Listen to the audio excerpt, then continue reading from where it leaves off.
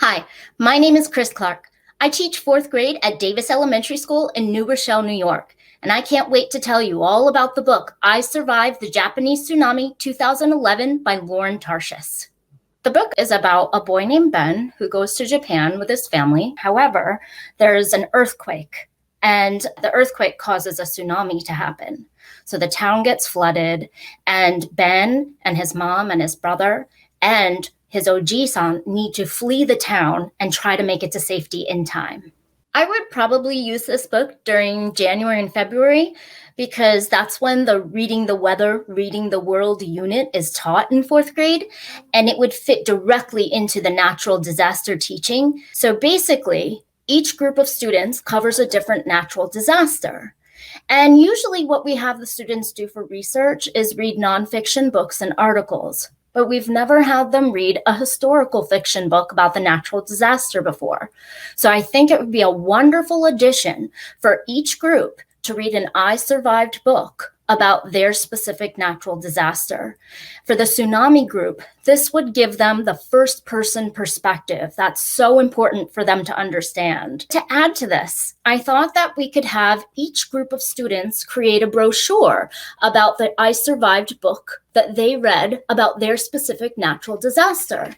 And in the brochure will be different information about the plot, but also about the specific natural disaster that happens in the book.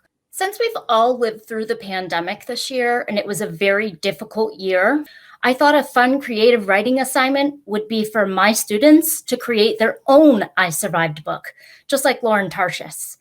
Their book would probably be called I Survived the Pandemic, and they would be able to write about their own experiences, what everything felt like, what they had to do that was different from normal, and how they survived it. What did they do in order to help themselves get through this tough time? One really important detail in I Survived the Japanese Tsunami 2011 is that Ben's dad had passed away a few months before he went to Japan with his family. And this was really difficult for Ben to deal with. So I would use the book as a talking point to talk with my students about losses that we've had in our life and how can we use what that person taught us in order to make our lives better in the future. Sometimes in life, we go through really difficult experiences. And instead of getting down about it or feeling like everything is negative and you can't get out of it, it's really important to be able to do something positive with your energy. So I'm going to encourage my students to think about ways that they can give back or ways that they can make the world a better place for others. From this book, I want my students to take away that it's very important to help others in this world.